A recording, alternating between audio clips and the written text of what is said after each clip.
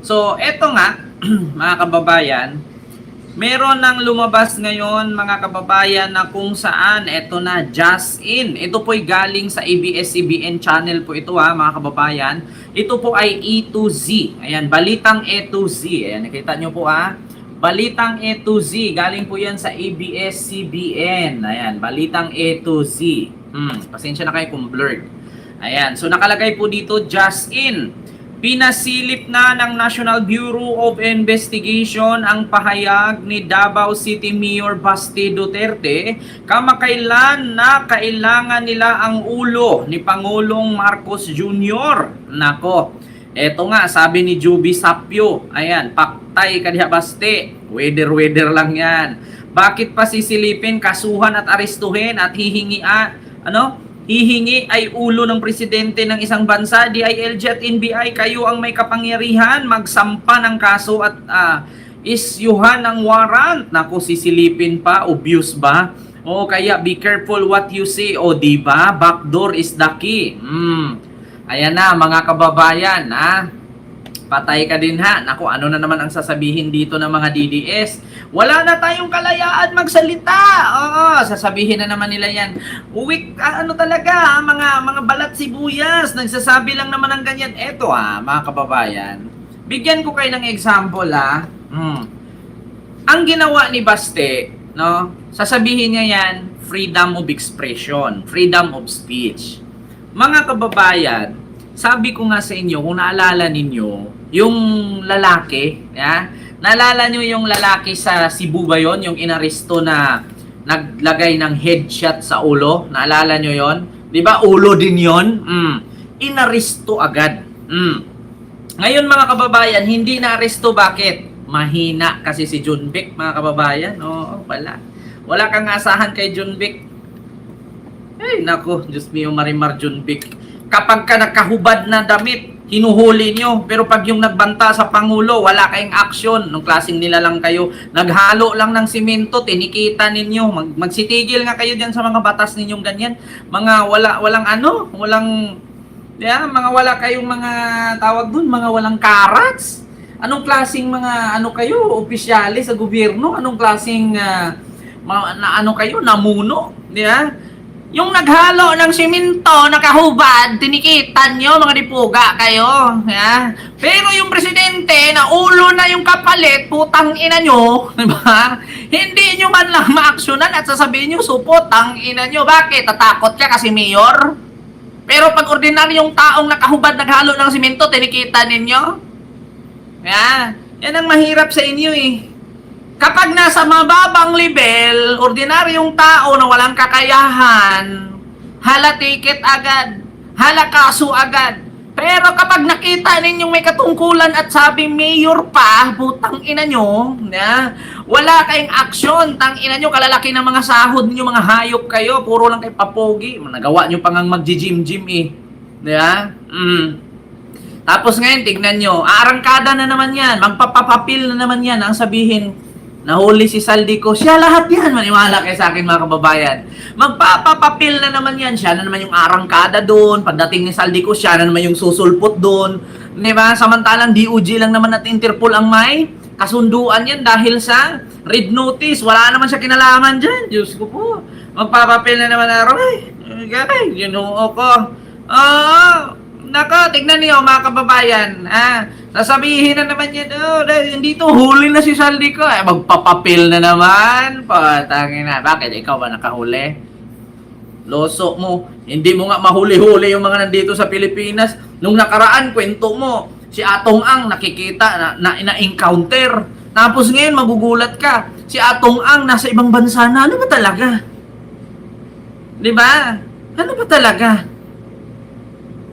Mga kababayan, di ba sabi niya, muntik na daw nahuli si Atong Ang kaysa na-encounter na daw niya. Tapos magugulat ka, naka-red notice, nasa Vietnam. Ano ba talaga? Nasa Taiwan? Ano ba talaga? Hindi ko maintindihan yung mga balita, yung mga animal kayo Ano ba to? Sweldo lang ba ang kinuha ninyo dyan? Posisyon? Mahirap. Nakakahiya ka sa kapatid mo. Kaya tignan nyo mga kababayan yung komento ng mga tao dito. Grabe, threat na naman yan. Baka i-deny na hindi niya sinabi. Nako, hindi po pwede yan mga kababayan na sabihin ni Baste na hindi niya sinabi. Kasi bakit? Ito po yun, no? Mga kababayan, ito ba? Wait. Ito, pakita ko sa inyo, ha? Ito yung sinabi. Isang ulo lang naman ang kailangan namin. Ang ulo ni Bongbong Marcos!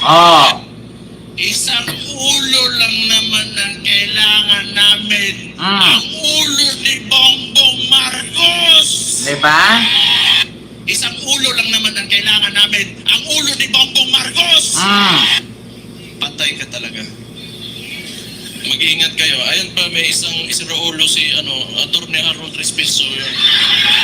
Sabi ko nga nakita ko tong gago na ito, sabi ko, puta, hindi lang pala ako ang si Raulo dito, may kasama na ako. Ba? Kita mo yan? Wala yung isang Raulo din, si Kiko Barzaga. Pero pag I want to talk to the younger people in the cameras. Subaybayan niyo yung mga bata na yan, yung mga tao na yan. They are the future of Philippine politics. Diba? Kita nyo, mga kababayan, klarong-klaro, binitawang salita, ulo, isang ulo lang naman ang kailangan namin, ulo ni Bongbong Marcos. Magandang araw. Tapos ngayon, sasabihin na naman yan, ay naku, baka naman kasi mga kababayan, ibang ulo ang kailangan ni Baste. Diba? Baka naman kasi ibang ulo. Kasi kung naalala ninyo mga kababayan, sabi kasi ni Ramil Madriaga doon sa kanyang affidavit, no? Kung naalala ninyo nung lumabas ito si Ramil Madriaga, di ba? Nakita ninyo. Pumunta si Ramil Madriaga sa kamera. Nagsiwalat sa kanyang mga affidavit. Di ba? Ang sabi doon ni ang sabi doon ni Ramil na wala daw believe, alam mo, ito nagkwentuhan ito si Ramil Madriaga at si Tatay Digong. So, ako, sumanib si Digong sa akin, sige, kwentuhan ka. Alam mo, Ram, na totoo lang, kung pagdating talaga sa favoritism ng mga anak, bet ko si Inday. Inday talaga favorite ko yan. Bakit? Ano yan marumbada yan. Nakita mo naman yung sirip. Yan yung laging sinasabi ni Digong. Nakita mo naman yung sirip kung paano niya pinakayan. Alam mo, Ram, kung pagdating lang talaga sa Ram, yung favoritism ng mga anak ko, Ram, Inday, yan si Inday talaga, favorite ko na. Kita mo yung sirip kung paano niya blinakayan yung mata. Kita mo, Ram? Pero pagdating kay Pulong, kita mo si Pulong, Ram, hawak-hawak kutsilyo, ganyan. Tapos, saksak yung likod. Paano mo masaksak yung dulo? Binaliktad mo ganun. Kita mo, baliw talaga. Kaya, wala akong believe, Ram. Sa totoo lang, kung meron man suportahan na tatakbong presidente sa mga anak ko, Sinday, suportahan mo. Kung suportahan mo man yan, bigyan kita ng 25 million, ibili mo ng motor. Kasi, bakit? Wala akong believe kay si Pulong, puro lang iyot ang hinahanap. Nagalit kay binigyan ng pukpuk, mabaho daw bilat. Hindi niya nagusto yung amoy. Kaya, sasaksakin niya yung bugaw. Putang ina, bugaw. Alam mo naman niya pukpuk. Kasi kita ng pukpuk, no? Mabango ang bilat. Kaya sino-sino lang man umiyot niyan. Buang talaga, di ba? Baliw. Ito naman si isa kong anak niya, puro surfing, kanta, inom. May jowang artista, nalulong sa droga sang dalawa, hiwalay. Ayaw kasi nung artista na ganyan. Itlog lang mga galaki, anak. Liit, matiti, anak, itlog lang malaki. Banding yan. Yun ang kwentuhan ni Ramil at ni Digong. Kaya, sabi ni Ramil Madriaga sa kanyang statement, sa affidavit, hindi daw si Digong believe na magpresidente si Pulong at si Baste kasi baliw at bading respectively. So, ngayon mga kababayan, siyempre kung nakita ninyo, 'di ba si Baste ay iimbestigahan ng NBI. Yan. Alam niyo naman pag pumasok yung NBI na yan, mag-iimbestiga yan kasi narinig niya. Ngayon lang kakapli lang natin dito. Sabi ni Baste, pakinggan nyo ito replay natin. Isang ulo lang naman ang kailangan namin. Ang ulo ni Bongbong Marcos! Isang ulo lang naman ang kailangan namin. Ang ulo ni Bongbong Marcos! So, narinig nyo man yan, di ba?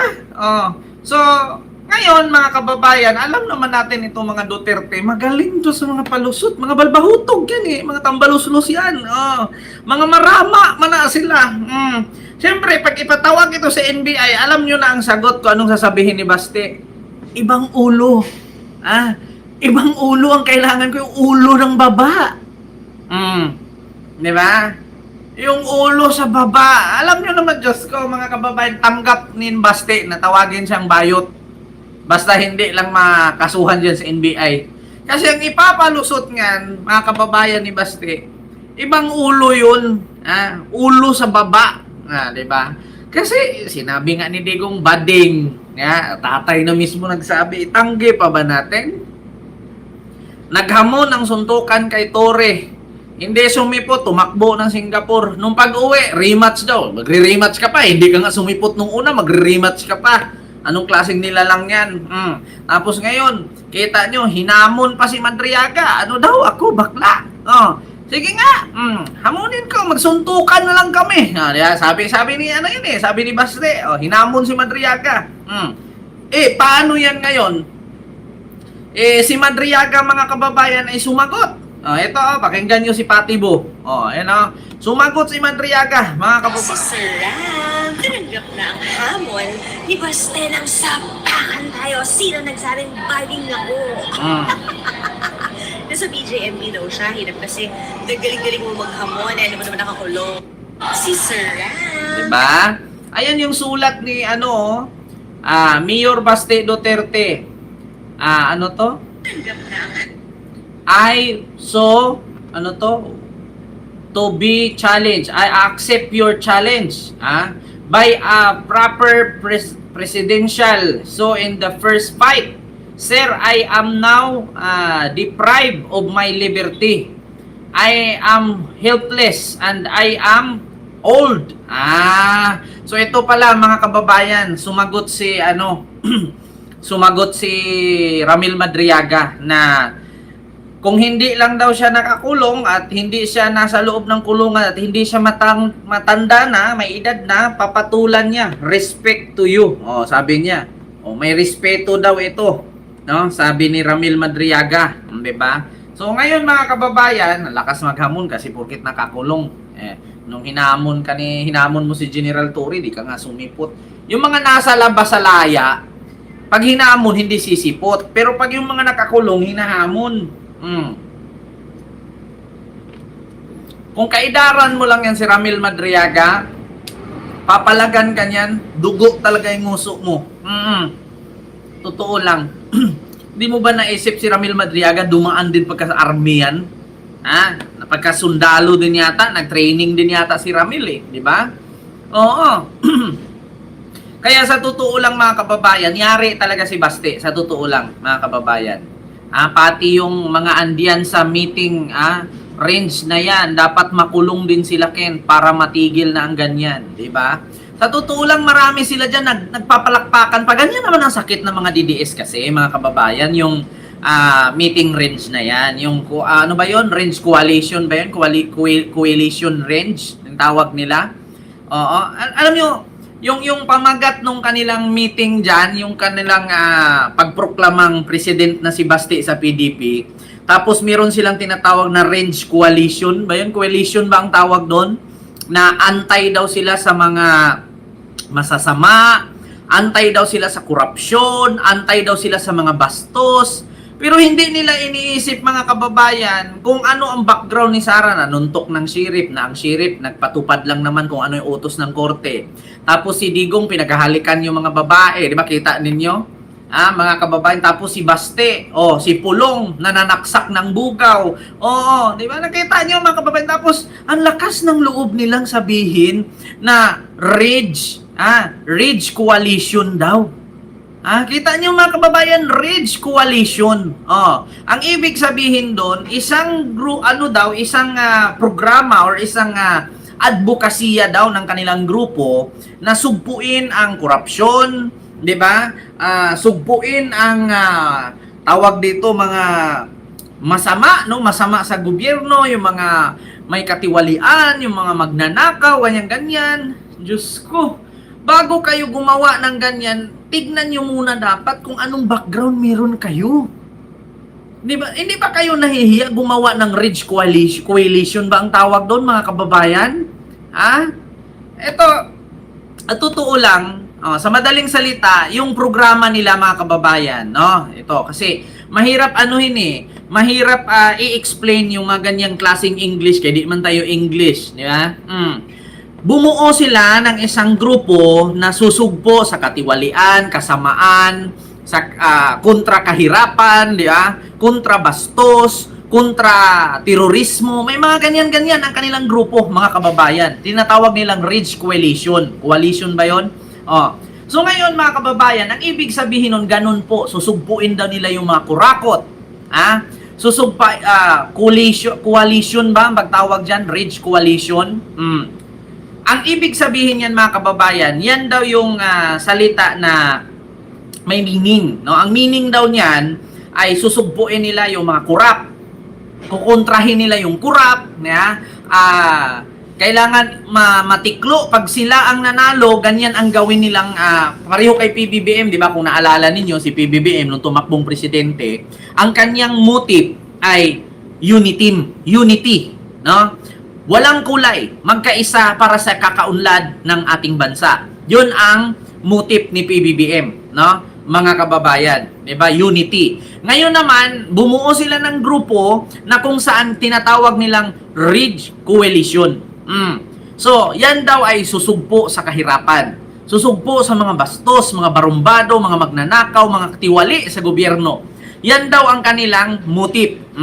So ngayon mga kababayan, isipin dapat mabuti ng mga DDS na yung mga nandiyan, tignan nila ang background.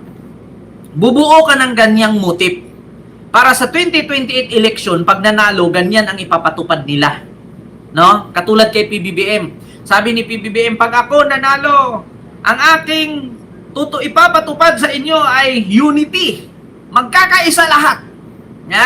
Magsama-sama para sa kakaunlad ng ating bansa. So ngayon mga kababayan, ang nangyari, i-background check ninyo yung mga panauhin dyan sa Ridge Coalition. Yung paghihigante. I-background check ninyo. Kasi una, si Sara nanuntok ng sheriff. Na ang sheriff, sumunod lang naman kung ano ang utos ng korte. Pangalawa, si Pulong nanaksak. Nanaksak ng bugaw. Kasi bakit? Mali ang nabigay ng bugaw na pokpok. Mahilig sa pokpok. Tapos, yan yung mga panauhin na ilagay ninyo dyan. Si Digong, nakita nyo naman si Digong kung ano ang ginawa ni Digong, kung gaano kabastos. Stupid talaga si Lord. Stupid talaga si God. Yung Panginoon, minura. Yung madre, guwapa daw, maganda. Sana siya ang una nag-rape. Yung mga pare, pinagmumura. Yung mga ASEAN leaders, no? Pinapalayas. Yung presidente ng Amerika, pinagmumura. Tapos, sila ang ilagay ninyo dyan na mga panauhin o representante sa tinatawag ninyong Ridge Coalition? Hindi ba kayo nahihiya? Yung mga panauhin na nilagay ninyo dyan bilang representante sa grupo, lahat sila may sabit, puro bastos. Yung isa mahilig sa pokpok, nabigyan ng maling pokpok na nanaksak. Yung isa nanununtok ng sheriff. Yung isa nang hahalik ng OFW, nagmumura sa Panginoon. Minura ang mga state leaders. Na? Ah. Tapos ngayon sasabihin ninyo, yan ang ano? Yung isa mahilig, naku, sa droga. Tapos si Digong napakaraming jowa. Di ba? Ganyan yung mga representante na ilagay ninyo sa grupo na yan. Paano kayo susundin ng taong bayan yan? Ang sabihin ng tao, dapat dyan sa Ridge Coalition na yan, makadiyos. Sasabihin agad nila, paano makadiyos? Si Digong nga, minura si Lord. Oh, doon pa lang kukontra na yung tao eh. Tapos sasabihin, dapat respetuhin ang kababaihan. Paano mo sasabing respetuhin ang kababaihan? Yung pukpok nga, mahilig si Pulong. Oh. Sige nga. Dapat kailangan maging ano tayo, tawag doon, respeto sa kapwa. Paano mo sasabihin respeto ka sa kapwa? Kung ang bunganga ng tatay hinyo pala mura. Di ba? Kasi maano agad eh. Di ba? Matatamaan agad sila mga kababayan. Magbabaktuyo kasi sa kanila lahat. Kaya kapag kumuha kayo ng representante dyan, yung walang sabit. Tatawagin nyo pang Ridge Coalition, yung mga representante ninyo, puro may sabit lahat, mga bastos. Di ba, Sir Kenry? Kaya sabi ko sa inyo mga kababayan, patay ka diya baste, iimbestiga, nihimas rihas talaga si Barbie. Niwala kay sa akin.